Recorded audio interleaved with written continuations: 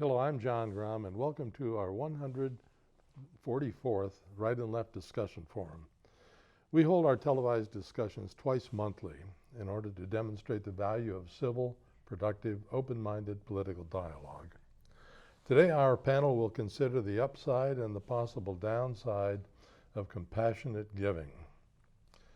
Today's panel, beginning on my left, is Joe Gaines, member of the faculty at the University of Akron.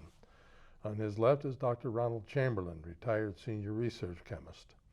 On his left is Bryan Laubaugh, president of R&B Financial Services. And on his left is Patty Haskins, member of the Wadsworth City Council. Joe, not many people would argue that public and private assistance to individuals and families who are unable to provide for themselves are indeed worthy of having their needs filled by a civil society. However, some think that there is ample evidence that misguided compassion can give or can lead to the creation of an idle underclass. What are your thoughts? Well, I find it an interesting topic, especially during the season of Easter. And as a Christian, you know, I feel that when is there too much compassion? You know, I mean, we have to draw the line. Do we draw the line? Where do we draw the line at is the question. I understand what, like the last part that you said about giving, you know, creation of an idle underclass. Back when I was younger, I lived in Steubenville, which was a place where there's a lot of steel mills and a lot of people worked, you know, middle class people who did not have what I would say good education, but they had good jobs. They made good money. And then they would find themselves in a situation where they were either laid off or something terrible happened, and they needed to help. And that help worked. But now I don't think it's out there like it was. I don't think that the help comes to people who are looking for jobs. There's no jobs out there like there was, not for that type of person, uneducated. So I have mixed emotions on it. I see both sides, but I'm more for the compassionate, helping out people that need the help and giving it to them when they need it. Ron, you've had time. Joe, I kind of agree with that. I think, though, that I can't, and I doubt if the rest of us will, be able to get a one-size-fits-all definition or statement here, because I've been involved with the homeless community when I lived back in Connecticut some 20-some years ago now, and I was on a team who helped build a homeless shelter, which was a program house, which involved, we had, I think it was 10 or 12 rooms, double rooms for families, which in the circumstances turned out to be primarily single moms. And they could be there for 2 years, and during that period of time, they were asked to take a series of courses and classes and workshops in order to help them with handle economics and so on and so forth. And the time I left, it had the first 2-year group had not yet come to that end, but there were some remarkable success stories. There was one woman who actually, she wound up being employed by the mayor's office as a liaison in the homeless community. And there was one little girl who had, in the previous year, had lived in some 5 or 6 different places, finally settled in here, and in junior high made the dean's list because she had an opportunity for a stable situation to study.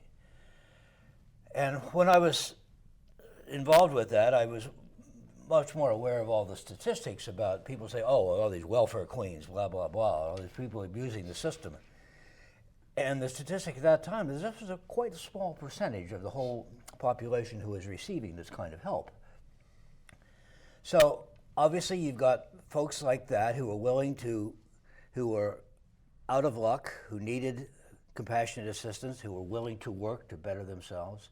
You had folks, there was a population of homeless people, this was Danbury, Connecticut, a small city, who were homeless by choice. They just didn't care.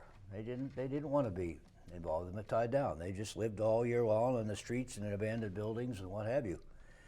Not very nice weather in Danbury in the summer, in the wintertime, or even in the summer sometimes. So there's that small percentage. There are a great many services available in the Danbury area. The group I was involved with had been started by a coalition of 4 area churches, and I was on the board for a bit. And we had the churches, we had representatives from the Realtors Association, we had representatives from the mayor's office, people from the community attempting to work together on this. And that program worked pretty well. There are other programs that didn't. The churches finally banded together, and folks who just came to the door asking for money were sent to the Salvation Army. They keep a record of who was doing what, and so people were gaming the system and going from place to place to place. Other people who were doing that really did need, were homeless, were for no particular fault of their own. There were several I knew of who were for health reasons, had lost their situation and didn't have the money to take care of themselves. So I'm as you. I'm mixed with it. I'm in favor of the compassionate thing. And John, in a write-up you sent off, you said something about it as for what it's worth, that liberals make more money and give less to charity. I think that's probably part of the liberal philosophy. We tend to try to band together and let government do it. But you really We're think the government. liberals make more than conservatives? That's what he says in his thing there. Yeah. I don't know about that's true. I don't either. It is. I don't know. It is by a big margin, Okay. 30%. But even so, I think the thrust here is that conservatives, i.e. Republicans, tend to say, let's do more private enterprise, let's do more of that. Liberals, i.e. Democrats, say, let's work with government to make this happen.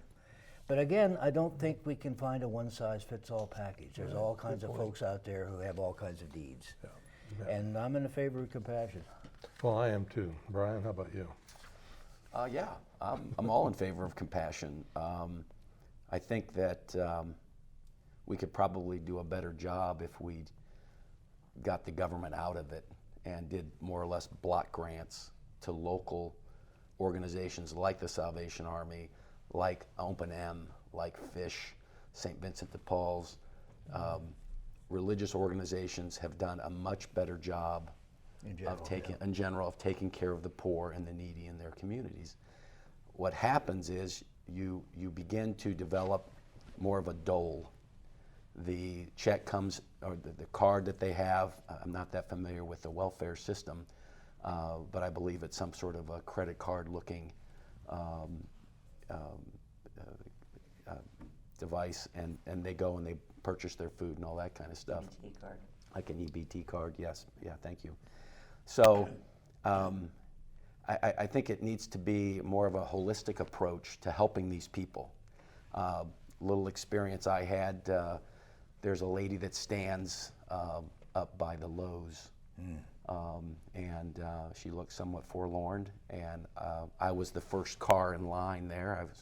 And I had a little extra in my pocket, and I motioned her over, and I asked her, because Robin and I volunteer at Fish, and I know Mark Baggs at the Salvation Army, and I know a lot of good people at St. Vincent de Paul's. I said, have you been to any of the local charitable organizations? There's a lot of help out there. And I didn't have the card with me, but there's a fold-out pamphlet. I mean, from clothes to food to a lot of assistance. Yeah. And she had some sort of story about not having a driver's license, not being able to prove her residency and all that kind of stuff. Well, the light turned green and I had to leave. A little while later, same lady, asked her the same questions, had the same story. So I think that there is a small percentage of people that would rather do that and would rather collect, the welfare check, and they're not really interested in getting out of poverty. Open M, Bob Titus is the director over there. They have a variety of programs, just as mentioned here, helping people get out of poverty. There's a great book, it's called Bridges Out of Poverty. And it is, it's become a generational thing. And we have to stop the flow of people into that. One of my radical ideas in the past, we have a lot of military bases that have been decommissioned. Get those people out of the inner city, get them in a structured environment, teach them the skills that they need, have the child care there, have health care there, training, everything there. So when they graduate, they're not graduating back into the conditions that they came out of. And it's a very strong pull. Years ago, I served as a missionary for my church in and around the Navajo Indian Reservation. I spent 2 years out there. And if you want to see how the government can mess people up, you go out there and you spend any amount of time. It was unbelievable, the poverty. It was a third world country as far as I was concerned. I had never experienced anything like that, having grown up on the East Coast. That was so foreign to me that there were people out there, and they received a monthly stipend from the government, and they had that's what they took from the tribe as well as the government. And the successful programs that were started were charitable organizations that went in there and helped those people learn a skill and to get out of that environment. I mean, the draw to go back to the reservation was a strong pull because they didn't have to do anything. And so, you know, I think working and being compassionate and helping people, you know, it needs to be a real holistic approach, not just a monthly check and taking care of their rent and feeding their family. There has to be some strings attached to it. And we've found, you know, when you read these reports, you know, work, drug testing, you know, we get, you know, just a lot of pushback from that. But I think there has to be, and this is where the local charitable organizations, organizations of faith, I think do a much better job of administering that. So a block grant of some sort, get the government out of it, get local people to administer it, and there's a lot of charity in our communities, whether you're a Republican or Democrat, liberal or conservative. I mean, there is a lot of help out there for I people. think in Wadsworth there are like 18 different organizations that assist the poor. Yeah. There's it's unbelievable the amount of services that are available, but you have to do it. You know, certain ones have limits on how much you can get every quarter. You know, they keep track of people that just, you know, go around every month, and that's the accountability portion of this. I don't believe you're helping anyone by just giving them a handout. On the line of the Indians, we've supported for years. We've sent donations to a couple of the schools out there. One on the Navajo Reservation, one on the Sioux Reservation, and I think they're trying to get young people, and it's a tremendous need because there's nothing in the community. There's and no I've doubt, traveled out there too. I've seen these situations. It continues on. It has not changed over 30 years. You know, it's the same problem, and I think if we continue to do the same thing, who said if you do the same thing over and over again, expecting a different result. Expecting a different result, you know. I think so. several 100,000 people at least have said that. Yeah. Patty, I'm anxious to hear what you have to say on this. You know, when you talk about compassion, I think that all of us have compassion for those that are not as fortunate as we, particularly when it comes to children. There's never too much that you can do for children through no fault of their own. They're in a situation that is harmful to them, where they do not receive an education, where they don't have food, where they don't have housing, and we have to be sympathetic to that, and I think that we have a duty. I think it was once said, and I've seen this credited to a number of people, that you judge the you judge the quality of a society by the way it treats its least fortunate. And you know, I believe that's very true. The idea out there right now is that there are those that are being helped that don't need it, and this idea that by giving and giving and giving, we've encouraged people to not work and to live in a welfare society. And I would be the first to say that there are problems with our welfare system, and there are people that are taking advantage of it.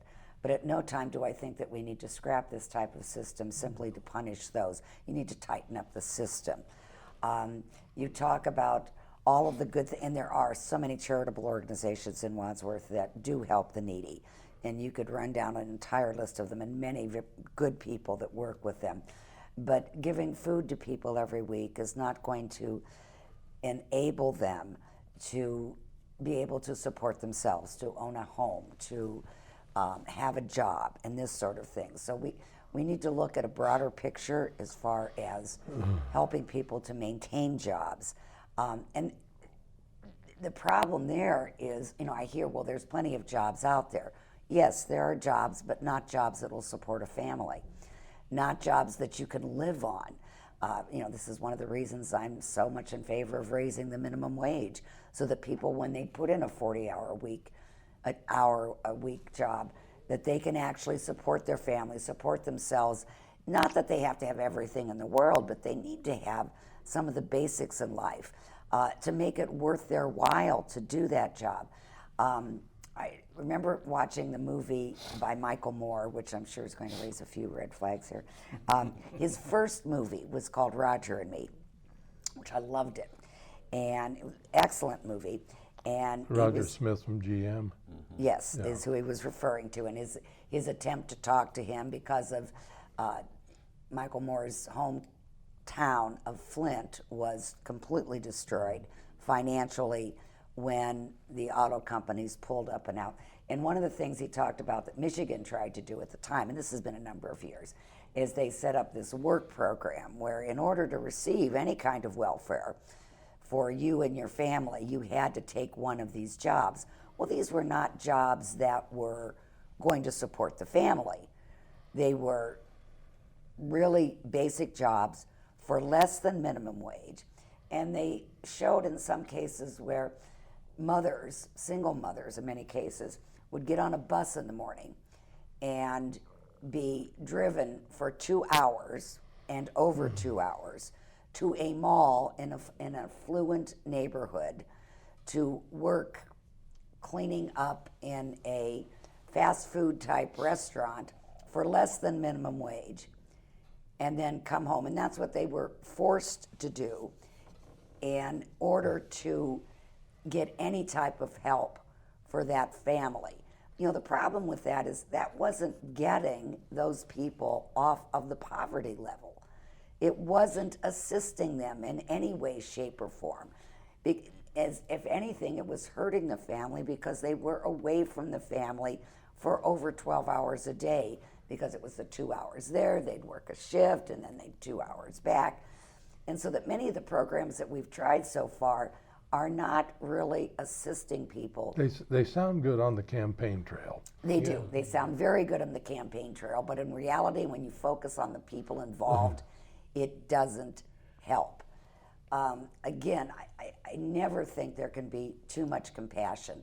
And I'll be very honest with you, if somebody that doesn't deserve the money gets the money that I have donated, that doesn't bother me, because I know that for every person that is taking advantage of that system, there's at least 10 others that really need that help.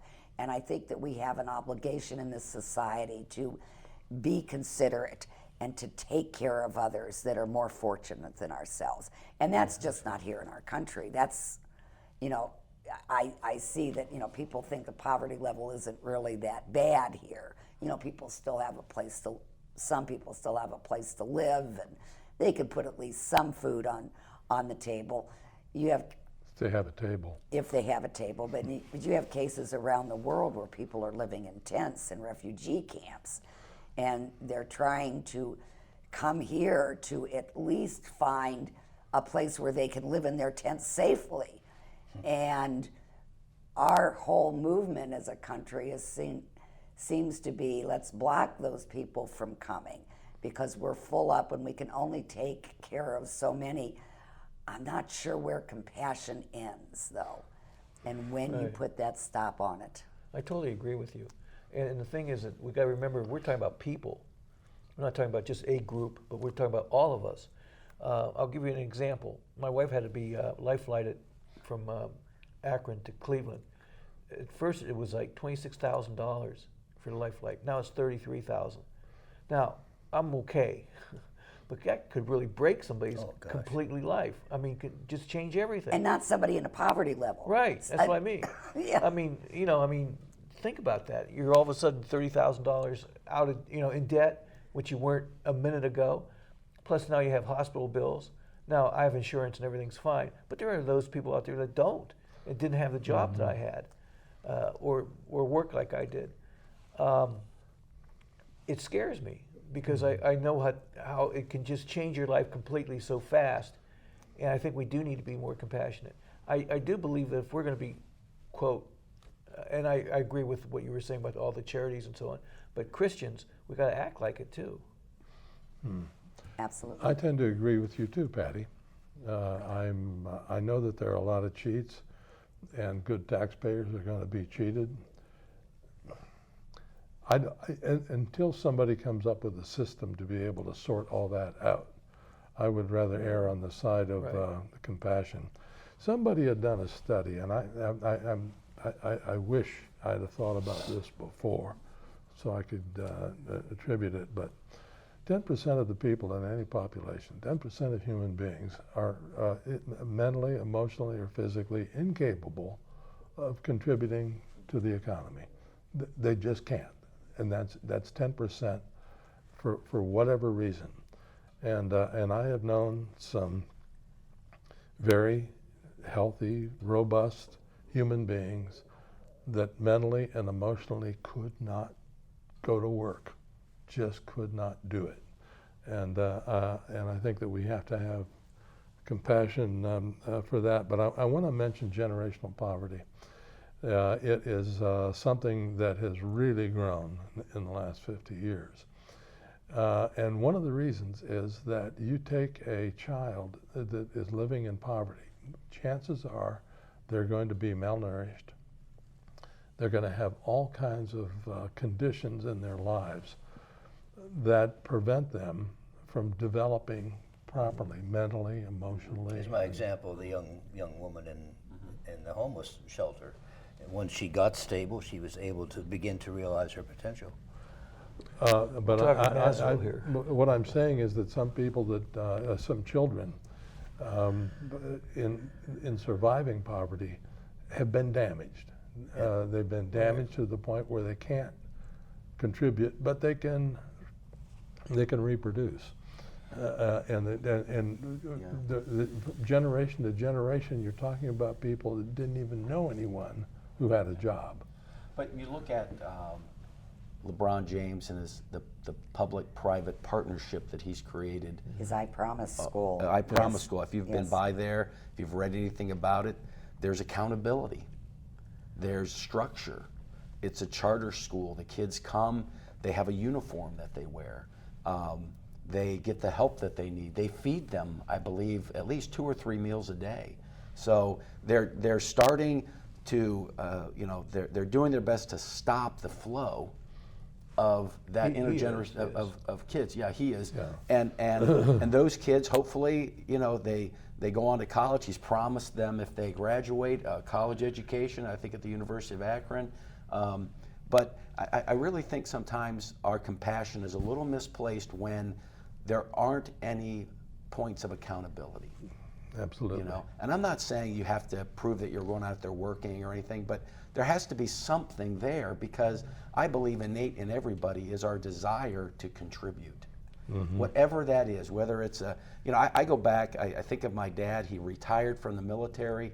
His skill set and training in the military did not transition well. No, they weren't shooting down planes in the private sector, that kind of stuff. They weren't shooting cannons and all that stuff. He took a job delivering candy. He was a candy delivery guy while he studied to take the test to get into the post office. He had some points. I don't know how that system worked, but he wasn't, he wasn't embarrassed. He worked. It was a job. He took a job as a custodian. He had 5 kids at home. He wasn't, too proud to take that job delivering candy, and cleaning, as a custodian. He worked, and I think we've lost that desire to work because he didn't want a handout. Mm-hmm. There's that one movie with the boxer. I can't remember his name, but Cinderella Man. Was it Cinderella Man? Yes. He was embarrassed that he took this money, and as soon as he could pay it back, he went back to the office, and they said, "Oh, you don't have to pay it back. That was for you." He goes, He insisted on doing it. Yeah. Yes. So I think that's part of the, part of the problem. One other point I wanted to make. Are you familiar, any of you, with a woman by the name of Ruby Payne? She's a sociologist that has written heavily on poverty. And in fact, she's written particularly to school teachers on how to recognize and handle poverty from children that they're teaching. One of her points is that, I mean, her bottom line is, if you are living in a poverty situation, everybody around you is poor, you can't break out of it until you leave all those people behind. You just have to go someplace else, because your peers and all are not going to let you rise above. They're just not, and there's that kind of social pressure. And real quick question in 1 minute. During the Clinton administration, they passed a welfare reform bill that put a two-year limit on anyone for receiving welfare benefits. Is that still in power? Or? I don't know, and if it is, I know people that have gotten help for more than 2 years. Is that one of those things that behind the scenes the legislature just eroded the whole thing? Probably, because I have some personal experience from someone I know who's for more than 2 years. Yeah. Incidentally, 15 seconds. Nicholas Kristof wrote an article in the New York Times where he studied very, very extensively about what I was talking about. Liberals make more money and give less to charity. He said he didn't want to believe it, and he tried everything he could to twist the data around to mean something else, and he said he finally had to change his mind about the subject, that liberals do, on average, make more money and give far less to charity. Unless you're Bill Gates. Well, also, how do you define liberal? Well, we'll find it some other time. Thank you very much, gang.